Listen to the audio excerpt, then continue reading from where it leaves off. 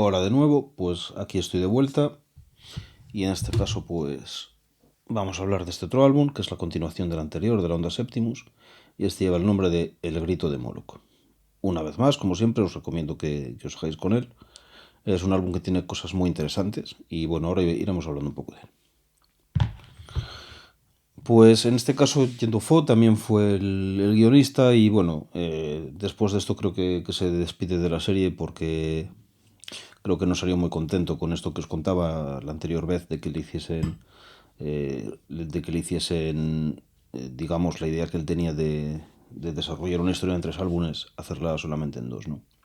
En este caso, en cuanto a dibujo, aquí no participa Antoine Oven, que ha sido reemplazado por Christian Caillot, con la asistencia una vez más, eso sí, de Tine Schroeder.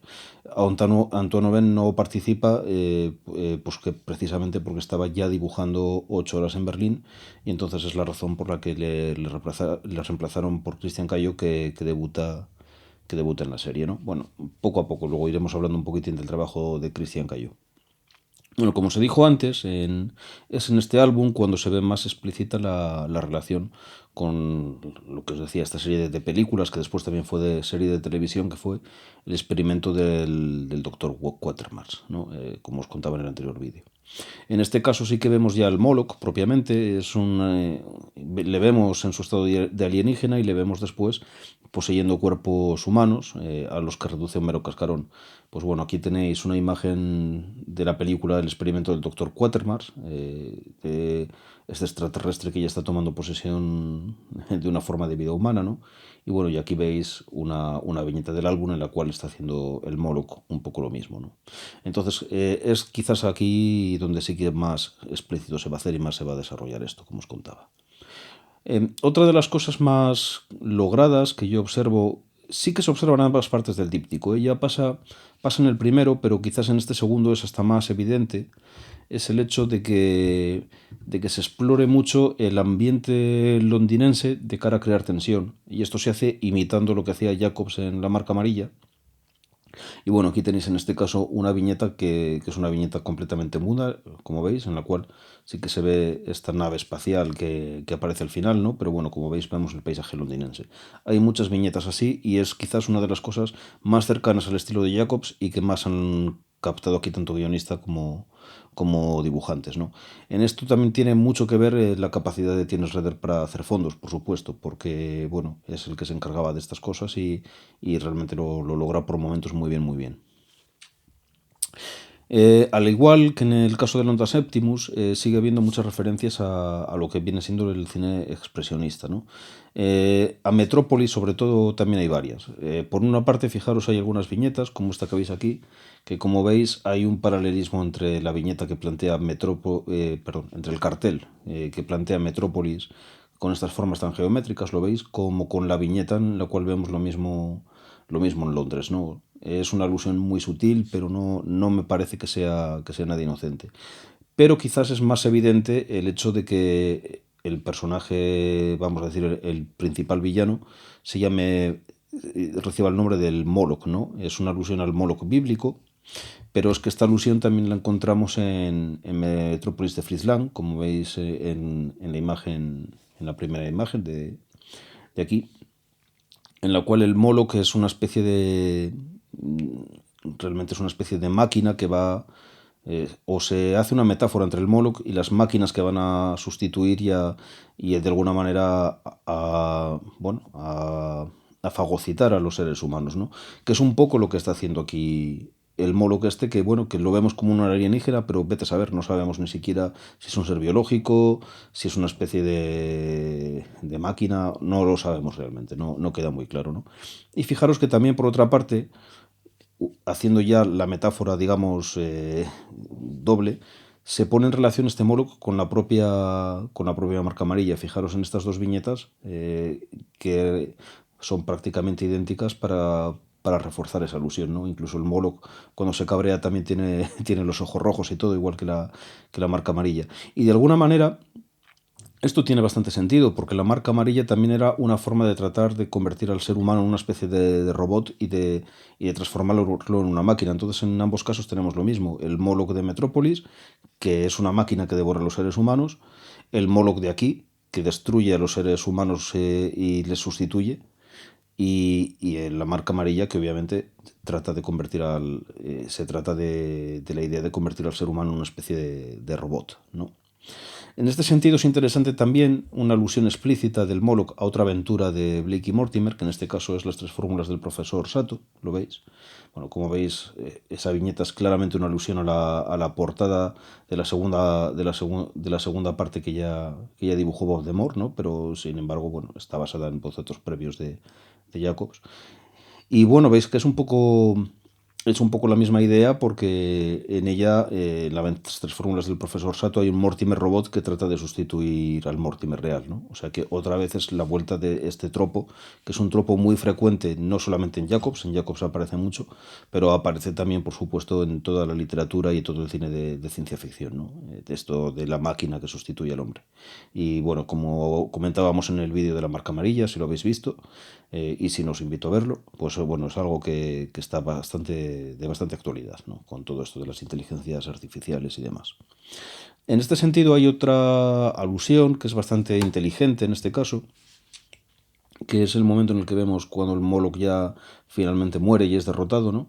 Que vemos que aparecen como diversas encarnaciones que ha tenido. O sea, veis este Septimus, que era como los hombres del Golconda, veis también una de las personas que había sido fagocitada por el Moloch. Y fijaros que esto se parece bastante a lo que vemos en una referencia cinematográfica bastante más moderna, como es Terminator 2, cuando el T-1000, que también impersona distintas, pues bueno, toma las personalidades de las víctimas que va destruyendo, ¿no? Y es capaz de convertirse en ellas, al igual que hace aquí el Moloch, pues veis que al final, cuando es destruido, también las vuelve a hacer aparecer, ¿no?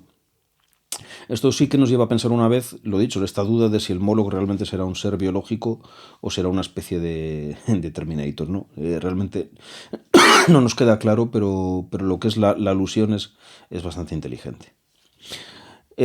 Al igual que en la primera parte, donde decíamos que había planchas muy interesantes, aquí pasa lo mismo. Aquí os traigo la que para mí es la plancha estrella del álbum, o las dos planchas estrella del álbum, donde veis que hay una disposición simétrica que nos va mostrando el estado de ánimo de los dos personajes, y Blake y Mortimer, y los que les está pasando a cada uno, ¿no?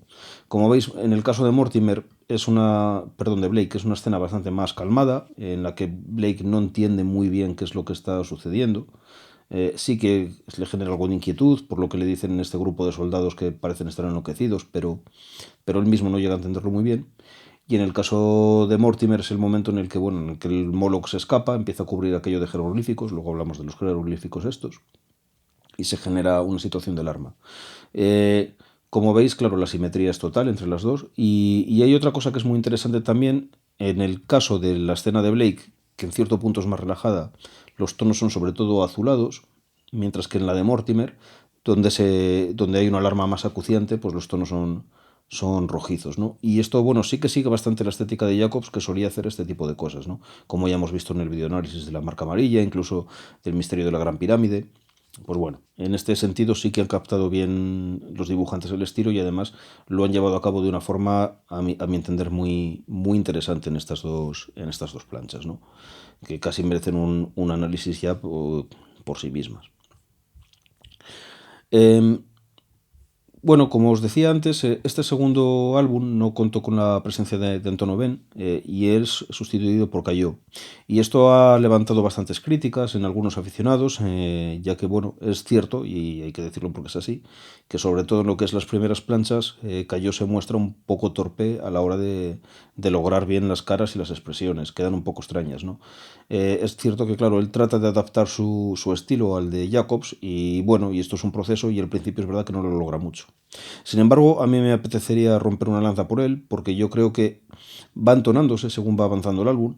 Las últimas planchas yo creo que no hay nada que reprochar a ese respecto. E incluso si habéis leído La Flecha Ardiente, que es un álbum que es la continuación del Rayo U, pues bueno, ahí el trabajo de Cayo yo creo que todavía es bastante mejor que en este álbum. Ahí sí que ya está entonado desde el primer momento y logra reproducir el estilo del Rayo de manera, hombre, no pasa por Jacobs, pero es bastante convincente, está bastante bien a nivel de dibujo. Entonces, bueno, yo creo que hay que darle un voto de confianza en el futuro, porque yo creo que puede llegar a ser un muy buen dibujante en la serie, si bien es verdad que este álbum, bueno, le ha quedado un poco, le ha quedado un poco regular la cosa en algún momento, ¿no? Pero bueno, lo dicho, yo sí confío en él de cara a un futuro. Por otra parte, también hay que decir una cosa, un poco lo que comentábamos en el anterior vídeo, de que es muy difícil tener, pues vamos a decir, álbumes de gran calidad si se producen con prisas. Pues fijaros, este álbum fue realizado, según he leído, fue dibujado solo 9 meses. Entonces esto sí que trae algunos problemas. Quizás Cayo no ha tenido tiempo de retocar algunas caras del comienzo. Y por otra parte, pues mirad, salen viñetas, pues bueno, aquí podría poneros toda la plancha, pero os pongo solo una viñeta. Mirad qué trabajazo de fondos hay ahí. Vamos, no hay ninguno, ¿no? Entonces, claro, es verdad que no todas las planchas tienen el mismo grado de elaboración. Hay algunas que tienen unos fondos logradísimos y otras que tienen pues algo como esto, donde parece que los personajes están flotando en el vacío y donde pues la sensación de que te la han querido colar un poco, ¿no? Pues volvemos a lo mismo. El problema es que no podemos tener, quizás, si queremos calidad, no podemos tener tanta cantidad. Y tal vez y los propios aficionados somos los primeros que tenemos que ser conscientes de ello. Por otra parte, es cierto que, claro, mientras las ventas sigan siendo las que son, pues obviamente una editorial quiere hacer dinero y no van a dar marcha atrás con esta historia, ¿no? Eso está clarísimo. Pero bueno, es un problema que tenemos hoy no solo a nivel de cómic, yo creo que pasa en toda la industria del ocio y sinceramente pues igual es un problema que de alguna forma tendremos que afrontar, no sé. Bueno, volviendo un poco al trabajo de Cayo y de Schroeder, un detalle simpático es que ellos se autorretratan como los dos borrachines que aparecen en el tramo final del álbum, ¿no? Bueno, pues aquí demuestran tener sentido del humor y a mí me parece un guiño simpático que la verdad les agradezco. Eh, Cerrando un poco el comentario en cuanto a Dufo, yo creo que este álbum mejora el anterior. Al menos centra un poco más las cosas. Sí que nos explicamos un poco más cuál es la historia, qué es lo que se pretende con ello. Tiene una idea que es interesante, la de utilizar a Ulrich por una vez como héroe. Aunque es verdad que Ulrich, como siempre, actúa en interés propio, pero claro, si van a destruir la humanidad, pues Ulrich al final forma parte de ella. Entonces, pues sí que termina siendo el héroe salvador, ¿no? Y entonces por eso establece incluso una alianza temporal con Mortimer, ¿no? Hay una idea que a mí me interesa mucho en este álbum, que es la forma en la que se concibe el lenguaje y la escritura como medio para construir la realidad. Por una parte, esto es lo que amenaza a la humanidad, porque como os había dicho, os acordáis que hablamos hace un rato de los jeroglíficos, pues quizás los jeroglíficos estos que va sembrando el Moloch es la manera en la que él tiene de llamar a la nave nodriza, ¿no? Entonces, de alguna forma, lo dicho, se plantea el lenguaje como en este caso como una amenaza para la humanidad, el lenguaje de esta máquina. Pero por otra parte es también el lenguaje lo que la salva, porque es la fórmula de Horus que utilizan tanto Ulrich como Mortimer, e incluso que también aparece en un momento dado escrita en un jeroglífico, pues bueno, pues como lo veis aquí, ¿no? En la parte derecha de la imagen. Entonces, de alguna forma, bueno, sí nos está diciendo esto, que el lenguaje construye la realidad, que es una idea muy, muy posmoderna, pero que puede ser también una amenaza, como podemos utilizarlo en nuestro favor, ¿no? El lenguaje es una herramienta que puede destruirnos, pero también nos puede salvar. Entonces, es una idea interesante esta. Quizás hay algo que hay ciertos aficionados que se quejan de que no se entiende muy bien y que queda un poco deslavazado, que es que, bueno, ¿y por qué demonios al Moloch le afecta la fórmula de Horus y por qué es precisamente esta fórmula de Horus la que le impide realizar sus propósitos, ¿no? También incluso esto va conectado con el momento en el que Ulrich sale de su estado vegetativo, pero bueno, eso puede tener una explicación más obvia. Claro, si leemos un poco la obra de Jacobs desde un punto de vista un tanto místico, como ya habíamos hecho en la marca amarilla, quizás esto pues cobra más sentido. Pensad que Horus es un símbolo solar, representa la luz frente a la oscuridad y al final representa el bien frente al mal. Y es la razón por la que obviamente pues la fórmula de Horus y el propio Horus está ahí, ¿no? Entonces, claro, esto es algo que si uno ha leído La Marca Amarilla o se le ha ocurrido interpretar los álbumes de Blake y Mortimer desde este punto de vista, que yo creo que sí que Jacobs deja bastantes pistas al respecto, pues bueno, cobra cierto sentido. Pero es cierto, por otra parte, que quizá Dufo, volvemos a lo mismo, por las razones que sean, tal vez nuevamente porque tuvo que reducir y comprimir su historia, pues es cierto que esto no queda suficientemente aclarado. Son cosas que quedan un poco en el aire y que, bueno, que hacen que para algunos aficionados esto pierda ciertos enteros, aunque, insisto, si esto se lee desde este punto de vista, cobra más sentido, ¿no? Entonces, bueno, resumiendo un poco, nos encontramos con una aventura que yo creo que podía haber dado más de sí. Quizás no sea de las mejores aventuras de Blake y Mortimer, pero con todo tiene sus virtudes, ha recibido mucho hate y quizás no merece tanto hate. Yo creo que es una aventura que merece la pena ser leída, tiene aspectos que son muy disfrutables. Bueno, por ejemplo, no os he comentado alguna cosa más, pero bueno, la aparición de la reina de Inglaterra es simpática. Bueno, pero lo dicho, tiene aspectos que sí que son muy disfrutables y bueno, y es verdad que hay algunas cosas que podían haber sido mejorables, pero bueno, pero no obstante, yo os invito a leerla porque bueno, con todo creo que la lectura merece la pena. Pues nada más, hasta aquí y llega el vídeo de hoy. Si os ha gustado, como siempre, os pido que os suscribáis al canal y que le deis un like, porque me ayudéis a llegar a más gente. Y nada, con esto ya me despido hasta el próximo vídeo, que esta vez sí será sobre el juramento de los 5 olores. Un saludo, hasta luego.